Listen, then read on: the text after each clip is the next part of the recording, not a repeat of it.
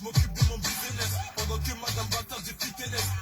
Dans la boîte à gants SLS, AMG, on paragé, on est où là? C'est la sagacité. Ouais. La sagacité. C'est la sagacité.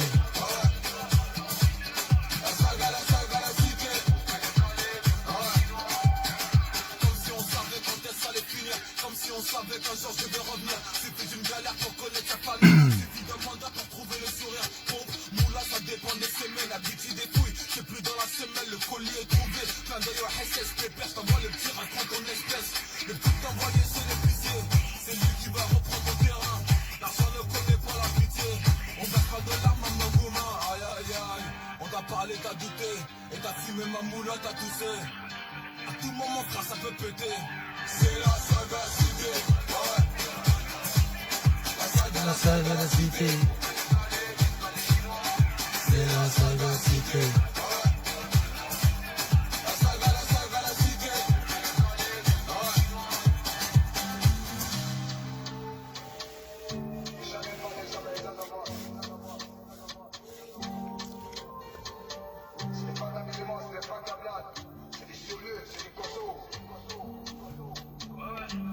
C'est la sagacité, ouais.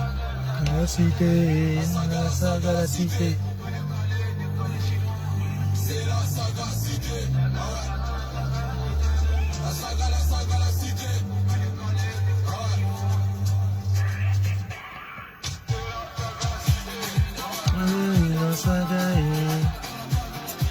La sagacité.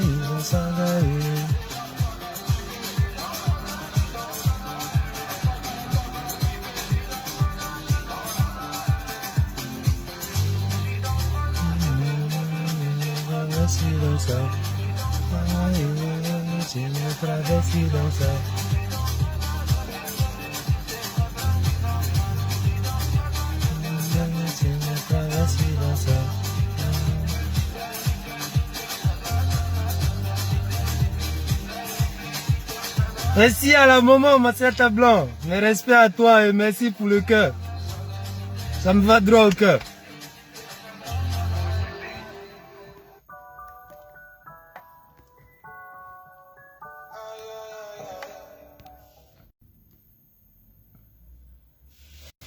Ok, big up à tous ceux qui sont là et ceux qui vont me prendre en cours. Voilà.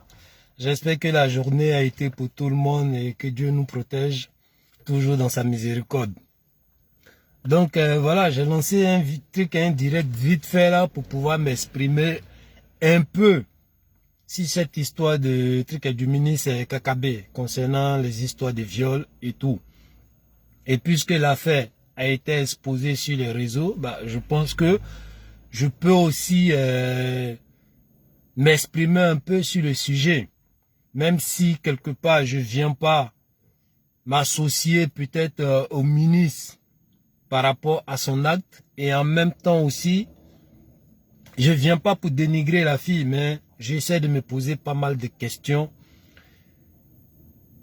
qui vont peut-être nous emmener à voir les choses sur d'autres angles pour essayer d'élargir un peu même voilà, les analyses de cette histoire-là. J'ai écouté pas mal de vidéos et même des témoignages de la fille en question. Et comme j'ai mis en titre de ma vidéo, la période de gloire, c'est la même saison vers notre chute. On est tous des croyants. Et même si on n'était pas croyants, la période où la gloire commence, la période où voilà, tu commences à sortir la tête de l'eau, on doit tous faire attention. Parce que c'est à cette période-là aussi, on est beaucoup tenté par le diable. On est beaucoup tenté par rapport à pas mal de choses. Et même peut-être, il y a des vices ou des complexes qu'on n'arrivait pas à réaliser hier. Et par rapport au début de cette gloire-là même, on est amené à poser des actes qui vont peut-être mettre frein à cette gloire qu'on a tant cherché. Et malheureusement, le grand frère se trouve dans une situation aujourd'hui. Est-ce qu'il a violé la fille? La question reste posée. Je ne peux pas trop m'avancer dessus. Est-ce qu'il n'a pas violé la fille? Je ne sais pas. Mais quoi qu'il en soit, j'essaie de réfléchir de mon côté et quelque part, je me dis qu'il y a un deal, voilà, qui s'est mal passé et ça a pris haute allure. Pourquoi? Parce que dans les vidéos ou dans les témoignages même de cette fille-là, le monsieur apparemment n'était pas à sa première tentative de pouvoir sortir, de vouloir sortir avec elle. Et comme on le dit, à force de dessiner le diable à ta porte, pour finir, ça devient une réalité et le diable il va rentrer chez toi. Donc, la question que j'aimerais poser, et je réfléchis là-dessus, une première fois d'après vous-même, ma très chère, le monsieur, il a eu à vous toucher d'une manière qui n'était pas professionnelle. Vous avez rejeté le monsieur. Mais pendant tout ce temps, vous n'avez même pas causé de ça à votre mari qui est quelque part même votre confident. Mais le problème, c'est que vous avez causé à une de vos camarades. Big up à toi, Mohamed Fofana. Donc, quelque part, vous avez causé de ça à une de vos copines qui vous ont interpellé comme quoi le monsieur, il n'est pas à sa première tentative parce que à la camarade même dont vous avez parlé, elle vous a signalé comme ça que elle-même aussi avait une connaissance qui avait été victime de ce monsieur. Mais, en tant que femme, en tant que, on va dire même, acteur de ce genre de trucs-là, je pense que vous êtes déjà averti. Et par la tentation que le monsieur a eue envers vous, et par le témoignage même de ta copine concernant cette histoire de viol. Et quelles sont les mesures que vous avez prises? La question reste posée. Maintenant, votre relation était une relation professionnelle. Je ne viens pas pour condamner la fille, hein, mais juste, il y a des questions qui me traversent la tête et je veux que ensemble, famille, on essaie de réfléchir là-dessus. Jamais je vais cautionner le viol. Jamais je vais m'associer à un violeur. Mais, le seul truc que j'essaie de comprendre, est-ce que c'est pas un deal qui s'est mal déroulé? Et en tant que une histoire entre femmes et garçons, on peut prendre ça, on peut envoyer ça sur un autre chemin qui va peut-être salir l'image de quelqu'un ou bien à donner même une fin précoce à la carrière d'une personne. Donc, ceux qui vont peut-être prendre la vidéo en cours, ne pensez pas que je viens pour dénigrer la fille, mais c'est une histoire qui a été exposée et je pense que je peux m'exprimer là-dessus. Donc voilà pas mal de questions que je me pose. Une première fois, il y a eu tentation et le monsieur, vous l'avez rejeté. Et en plus, dans votre témoignage, le monsieur, il a tenté quelque chose qui sortait même du cadre professionnel. Et lorsque vous le rejetez, encore c'est vous qui présentez vos excuses. Ok, vous êtes modeste, il n'y a pas de problème. Vous êtes professionnel, il n'y a pas de problème. Mais lorsque vous êtes marié et que celui-même qui doit vous marier, qui entreprend une collaboration avec vous, avec une promesse de quoi, oui, je vais essayer de booster ta carrière. Mais ce monsieur-là même vient envers vous pour vous demander, est-ce que vous pouvez me mettre en contact avec pas mal de personnes que vous avez dans votre carnet d'adresse. Alors, la question que je me pose sur ce côté-là, vous avez ce carnet d'adresse-là et il faut que quelqu'un d'autre vienne vous promettre de booster votre carrière.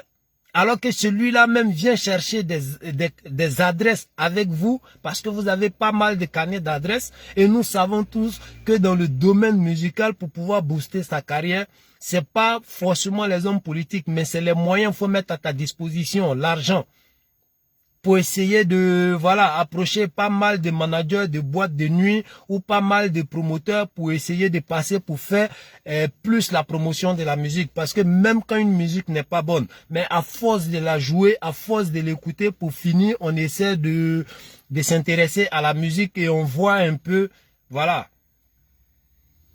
Donc, comment ça se fait que avec tout ce carnet d'adresses là, le monsieur, il vient vous approcher en vous promettant de booster votre carrière musicale si encore il devient président ou il devient un homme influent dans le pays. La question reste posée. Et donc, après ça, la tentative d'attouchement où vous l'avez rejeté, ok, par modestie, vous dites que vous l'avez repoussé. Et c'est vous encore qui présentez vos excuses, il n'y a pas de problème, vous êtes modeste. Mais lorsque votre camarade, après avoir expliqué l'histoire à votre copine, qu'est-ce qui se passe? Oui, chers frères, je ne dis pas que, voilà, c'est qu'il y a pas mal de choses qui se cachent derrière cette histoire-là. Chris Yapi a donné l'argent pour pouvoir saluer le monsieur. Le temps nous le dira. Chris Yapi n'a pas donné l'argent pour saluer le monsieur. Seul le temps est le vrai témoin de l'homme. Avec le temps, il y a pas mal de choses qui vont sortir de l'homme. Il y aura des témoignages qui vont sortir. Et cette histoire-là va prendre forme elle seule. Même pour le moment, on ne peut que se poser des questions.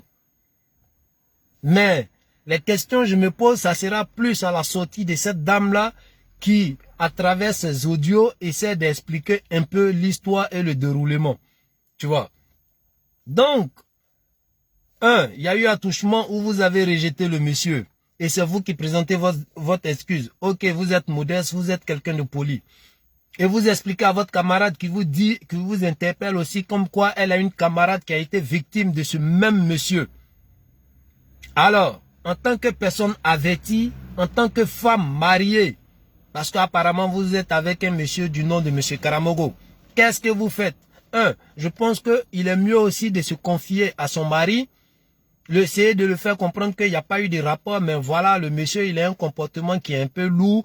Donc, franchement, tu ne veux pas continuer avec lui, même étant sur le terrain professionnel. Mais vous continuez toujours votre relation professionnelle. Ok. Et je pense que monsieur Kakabe n'est pas un enfant. Donc, ce genre de truc où il est intéressé par une fille, nous tous, on sait que, voilà, quand un garçon dit il est avare, c'est qu'il ne cherche pas femme. Sinon, il n'y a pas de garçon qui ne donne pas 5 francs à femme.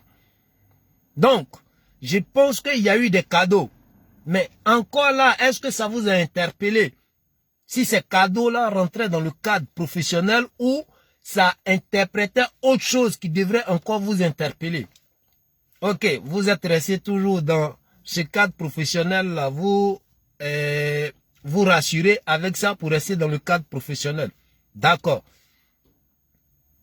Et après ça, il y a eu l'invitation où vous êtes venu tard dans la nuit et tout. Non, avant ça même, il y a eu encore deuxième attouchement. Je pense dans un bureau ou peut-être chez lui où vous avez crié et c'est la femme du monsieur même qui est venue encore râler sur le monsieur. Et là, ça ne doit pas vous amener à freiner déjà votre collaboration professionnelle avec le monsieur. Vous continuez toujours votre collaboration. Quelle motivation! Oui, quel professionnalisme, ma chérie. Votre histoire, ça va amener les gens à réfléchir. Il y aura pas mal de questions sur la table. Je ne viens pas soutenir monsieur Kakabe. S'il y a eu vraiment viol, alors il doit répondre de ses actes, quel que soit son titre, quel que soit son rang social en Côte d'Ivoire. Parce qu'aujourd'hui, nous désirons un pays où nul n'est au-dessus de la loi et nul ne doit influencer, voilà, la décision de la justice. Donc, si le monsieur, réellement, il y a preuve par A plus B, alors il doit répondre de ses actes. Et je pense qu'il n'est plus digne même de représenter le pays en tant que ministre. Il n'est plus digne même d'exercer en tant qu'autorité. Parce que, comme je l'ai dit hier dans ma vidéo, la politique, c'est un système où on décide de mettre des gens, on donne l'opportunité à des gens de pouvoir gérer ces mécanismes-là parce que tout le monde ne peut pas être capitaine dans un bateau.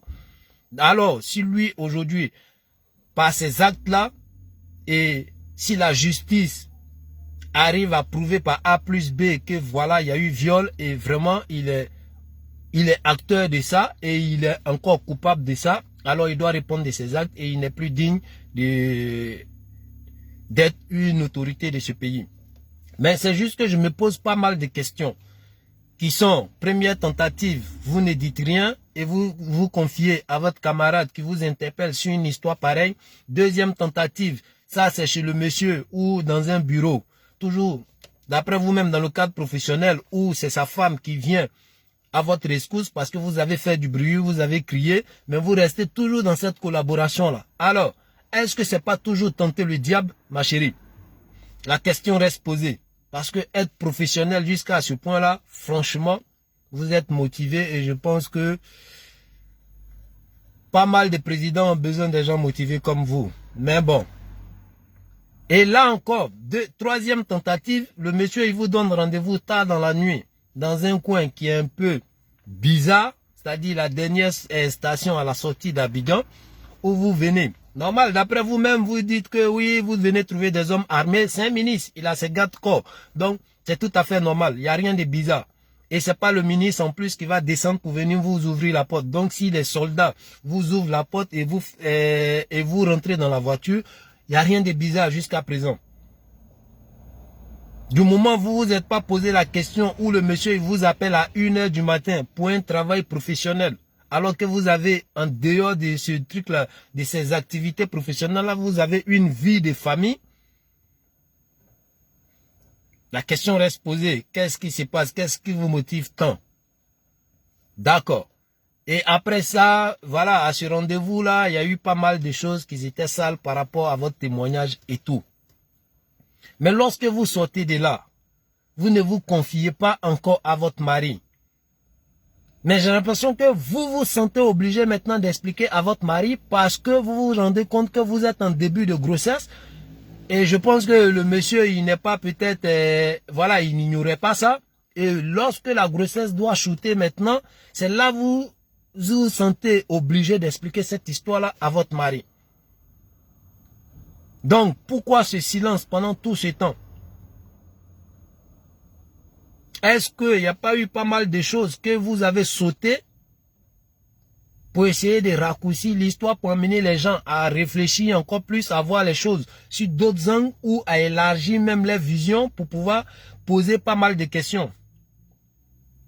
Donc, on continue et votre mari, son comportement déjà est tellement plat par rapport à quelqu'un, qui se fait trahi parce que avec toutes ces tentatives là et votre femme ne se confie pas à vous, votre femme ne vous explique pas l'histoire, c'est bizarre et votre comportement est trop plat dans cette histoire là. Nous tous nous sommes des hommes et même si voilà tu es le plus peureux du village, mais à un moment donné quand ta dignité et ton orgueil est touché, je pense que tu sors un peu de tes gonds. Donc ta réaction en tant que monsieur Karamogo, ta réaction est trop plate. Ok, et après la fille, elle nous dit comme ça que voilà, elle a été contactée par pas mal de personnes, encore des cyberactivistes qui sortent dans ça. Les fameux cyberactivistes avec les relations avec les cadres. Voilà à quoi ça nous emmène parfois. Mais ça, je ne vais même pas parler des cyberactivistes aujourd'hui. Parce que je pense que j'ai fait pas mal de vidéos sur ça et toujours la meilleure manière d'expliquer, c'est le temps qui passe. Donc, comme ça, vous avez été approché par pas mal de personnes. L'oncle du monsieur, un cyberactiviste qui a procédé voilà, d'une manière militaire, genre avec des menaces, et le tonton du monsieur qui a procédé de façon professionnelle pour essayer d'arranger l'affaire. Mais pourquoi je m'exprime? Parce que vous nous faites croire que l'histoire est arrivée en haut. Et ce monsieur que moi, aujourd'hui, je soutiens par rapport à son programme, par rapport à ces valeurs-là,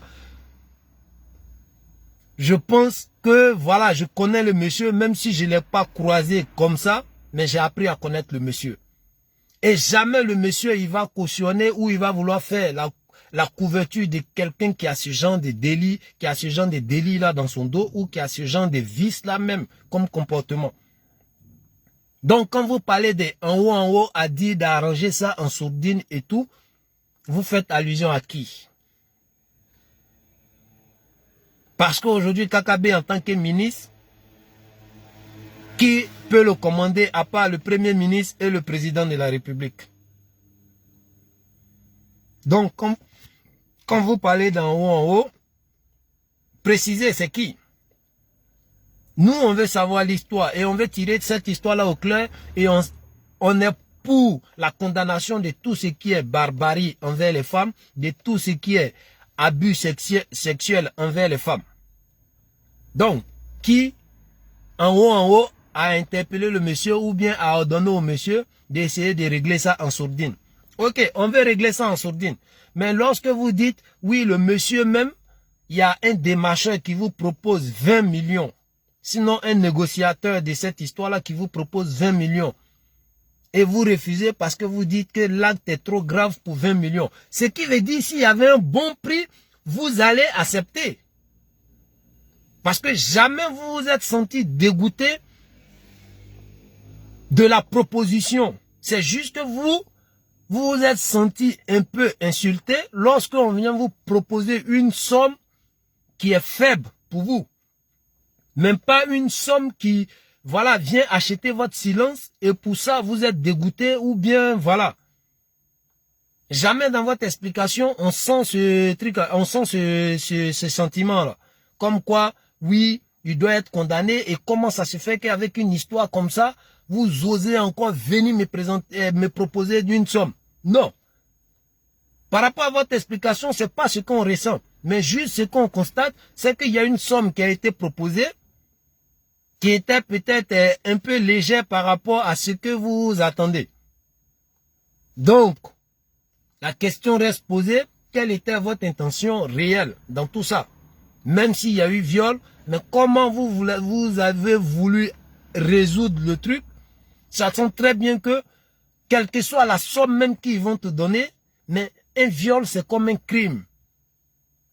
Il y a quelqu'un qui a abusé de ta chair, il y a quelqu'un qui a abusé de toi, et ça reste marqué à jamais. Qu'est-ce qui peut te faire oublier ça? Encore plus quand vous perdez un enfant dans cette barbarie-là. Qu'est-ce qui peut vous faire oublier ça? Quelle somme peut vous emmener à faire table rase sur cette histoire-là? Donc, ma chérie, franchement, il y a beaucoup de questions qui sont dans cette histoire-là. Mais ma vidéo, le but de ma vidéo, voilà, c'est par rapport à ces questions que je me pose et encore interpeller toujours nos cadres. Aujourd'hui, on assiste à une histoire. C'est un guet-apens ou bien c'est réellement une histoire où le monsieur est vraiment acteur et a prémédité cette action-là. La question reste posée. Mais toujours, le but c'est d'interpeller nos cadres et nos autorités. Dans la vie, là, même dans les sectes, il y a des valeurs et il y a des règles à respecter. Une fois, j'ai regardé comme ça des documentaires sur les francs-maçons, mais même les histoires des rapports sexuels, c'est contrôlé. Tu ne dois pas sortir avec n'importe qui, tu ne dois pas, voilà, être celui-là même, le garçon qui est en promo, qui a faim, qui bave dès qu'il voit une fille. Ça, c'est des sectes qui encore demandent ces valeurs-là pour pouvoir être membre de ces sectes-là. Donc, vous, aujourd'hui, qui êtes des autorités, vous qui êtes des hommes publics aujourd'hui, sachez poser vos pas. Sachez, voilà, choisir ceux qui seront autour de vous. Apprenez à vous retenir. Soyez des exemples pour cette population-là même qui vous a fait confiance. Parce qu'il y a pas mal de questions qui se posent derrière ça. Mais là, il s'agit de viols. Sinon, il s'agit d'une histoire où on parle de viol. Est-ce que ça va mettre frein à la carrière de ce monsieur? La question reste posée. Est-ce qu'il pourra démentir tout ce que la fille avance aujourd'hui? Parce que quelque part, c'est la femme. Elle sera la plus protégée. C'est elle encore qui donne ses versions. Donc, elle risque de convaincre pas mal de personnes. Donc, le gars, comme on le dit dans le jargon ivoirien, il est dans pain. Il est dans pain. ça sera difficile pour lui de pouvoir se blanchir dans cette histoire-là, même si c'est une histoire qui a été planifiée, qui est comme un guet-apens pour le monsieur, parce qu'on sait que, voilà, depuis sa candidature aux élections présidentielles, le maintien même de sa candidature aux élections présidentielles, alors il était dans ce viseur-là des trucs, il y a pas mal de personnes qui se retrouvent dans l'opposition. Parce que eux, avec les intentions et les programmes macabres qu'ils avaient pour la Côte d'Ivoire, alors, les gars n'allaient pas le lâcher. Et aujourd'hui, on voit combien de personnes en train de jacasser, en train de se réjouir par rapport à cette histoire-là. Je ne viens pas pour soutenir Kakabe.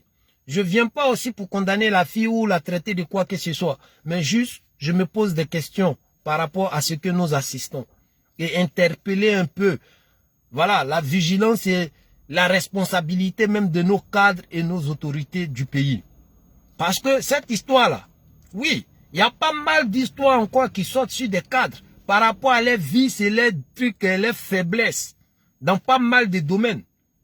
Moi-même, je connais peut-être des gens qui ont eu des délits comme ça aussi et qui sont faibles, qui ont cette faiblesse-là sur le côté, voilà, femmes, garçons, ils n'arrivent pas à se retenir.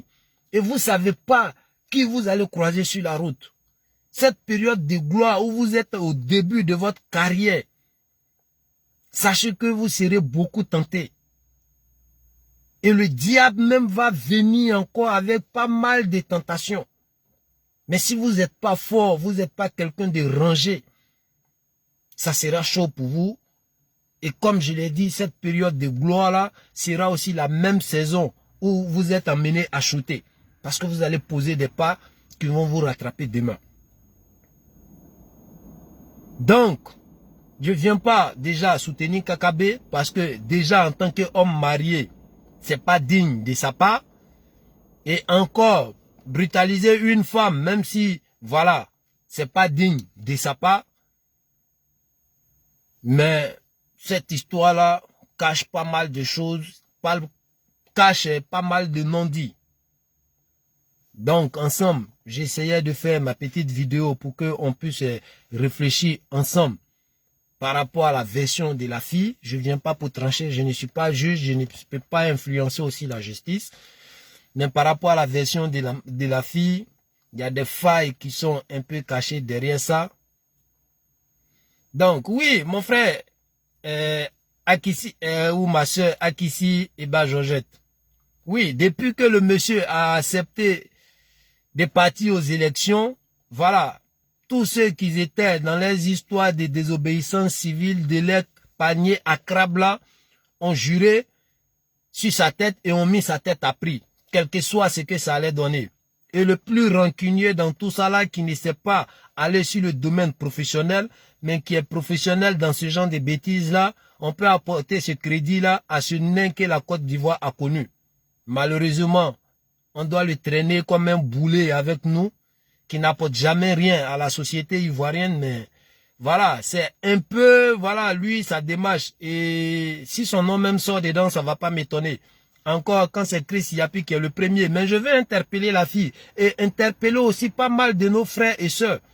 Aujourd'hui, cette histoire des vidéos, des blogueurs, des gens qui font les directs qui ont pas mal de vues là. Vous savez que vous êtes confiés ou vous êtes à fond dans ce monde virtuel là, ne vous posez des pas. Comme l'histoire même de cette dame là qui parle de viol. Mais déjà lorsque on vous appelle, on vous convoque par exemple, peut-être au commissariat ou à la gendarmerie parce que vous vous êtes fait entendu là-bas. Et c'est vous qui enregistrez déjà les gens. Vous ne pouvez pas enregistrer les gens sans leur accord. Parce que même s'il y a confrontation, par exemple, de avocats de chaque partie, mais on ne cache pas, on demande à tout le monde et on les fait savoir que ça sera filmé. Et les caméras sont déposées ou bien les enregistreurs sont déposés sur la table. Donc l'enregistrement se fait avec, voilà, le bon vouloir de tout le monde. Mais vous déjà, une procédure qui est engagée et qui doit aller jusqu'en justice, c'est vous déjà qui enregistrez les gens. Sachez que ça déjà même là, même si vous êtes violé et vous avez raison, vous êtes en train de procéder d'une manière qui peut même vous mettre en porte-à-faux aussi par rapport à votre procédure. Vous les avez enregistrés à leur insu. Et aujourd'hui, ça se limite même pas à KKB, mais il y a pas mal d'autres autorités, c'est-à-dire Jean, le commandant même de la gendarmerie qui a été informé par son élément, le général de l'armée qui a été contacté par le commandant de la gendarmerie. Et voilà, pas mal de personnes aujourd'hui, ça se limite plus à ça. Et le fait que vous avez enregistré à leur insu, ça peut aller contre vous, ma chérie. Et tout ça, pourquoi? À cause des buzz. Est-ce qu'il y a quelqu'un qui se cache derrière pour pouvoir vous manipuler comme ça et vous donner des procédés à suivre pour après étaler ça sur les réseaux? Attention, ne vous basez pas sur Facebook avec les histoires de buzz pour poser des actes où vous ne maîtrisez même pas. Et si vous êtes manipulé, ces gens-là, ils s'en foutent de vous. Ils ont affaire à quelqu'un, ils veulent la tête de quelqu'un. Alors, du moment eux, ils ont des preuves pour pouvoir salir la personne, voire même avoir la tête de la personne sur un plateau d'or, ça, c'est tout bénéf pour eux. Mais comment après, les retombées ou bien l'effet boomerang de cette histoire-là va vous venir en pleine face, eux, ils s'en foutent de ça. Donc, faites attention. Vous enregistrez les gens à leur insu. Et de deux, vous venez exposer ça sur les réseaux, soi-disant, vous voulez que l'affaire soit publique pour ne pas que ça soit étouffé. Une histoire de viol qui doit partir peut-être au tribunal.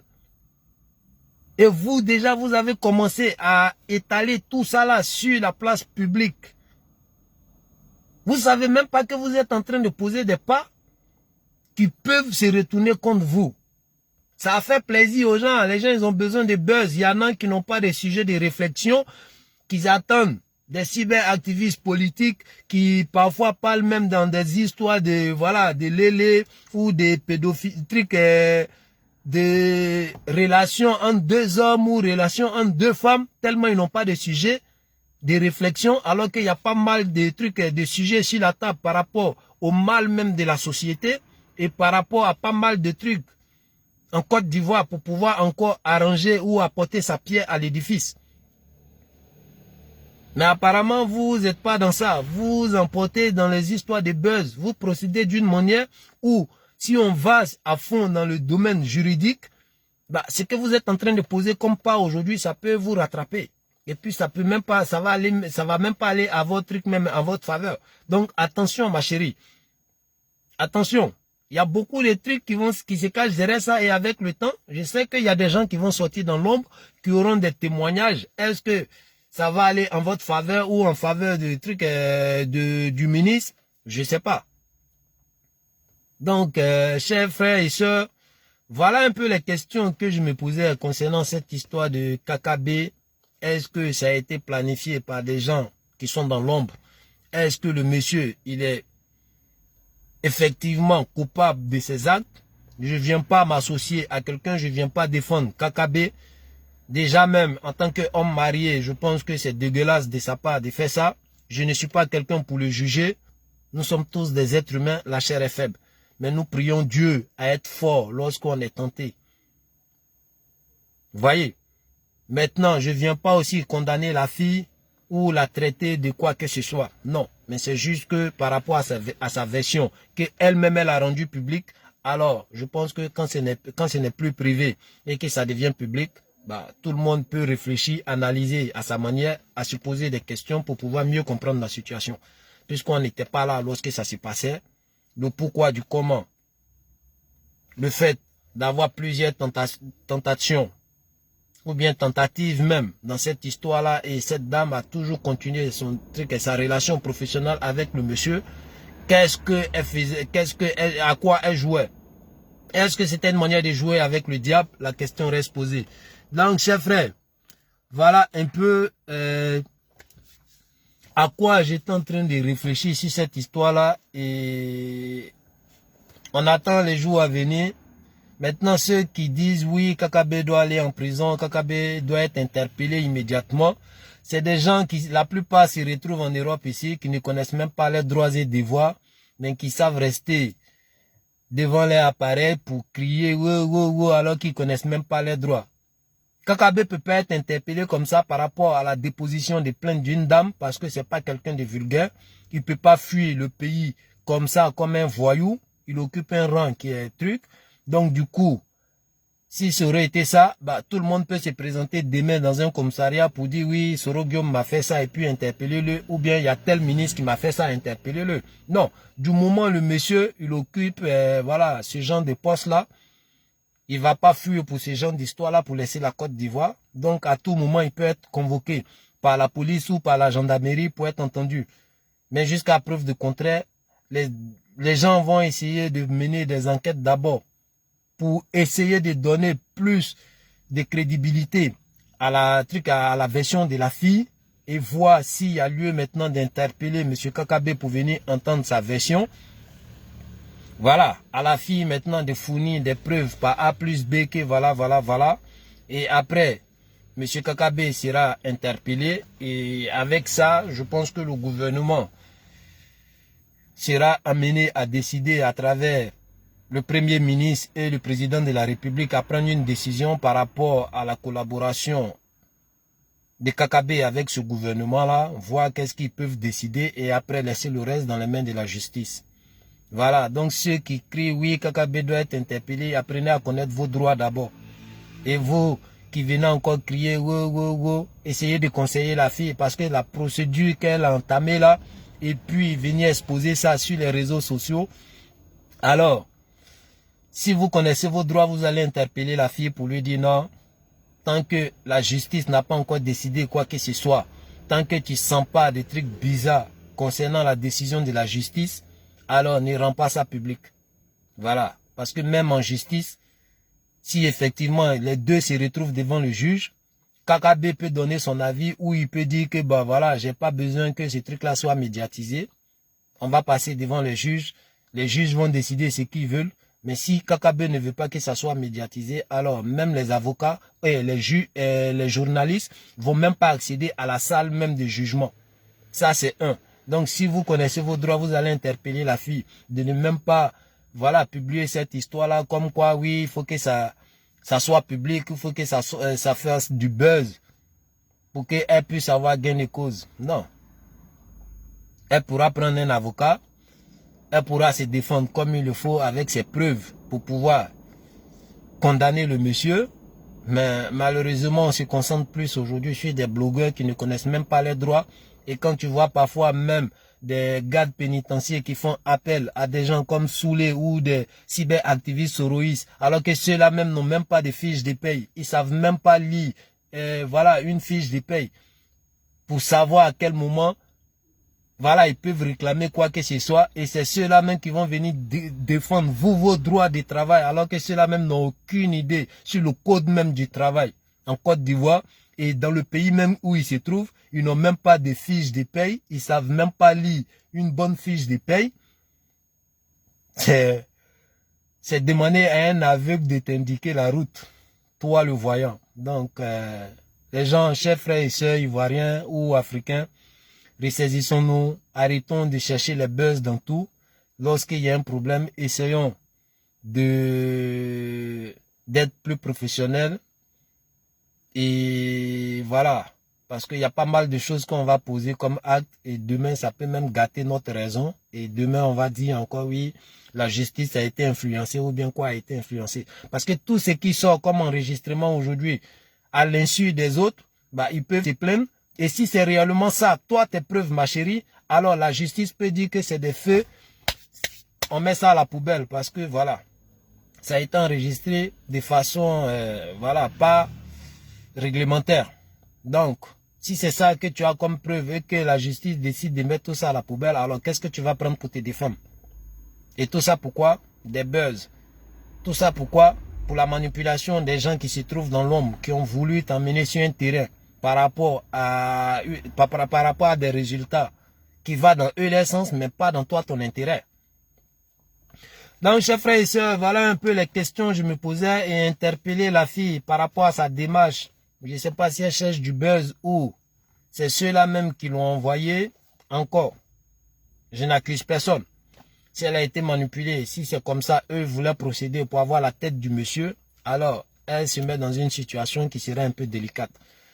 Donc voilà un peu, c'était fait l'électron libre qui est en train de réfléchir sur pas mal de questions concernant cette histoire et j'espère que les jours à venir vont nous dire pas mal de choses, vont dévoiler pas mal de trucs aussi et puis on saura comment ressortir encore pour venir faire l'acte 2 de ça et voilà, force à la justice et que Dieu bénisse la Côte d'Ivoire. Ciao, ciao.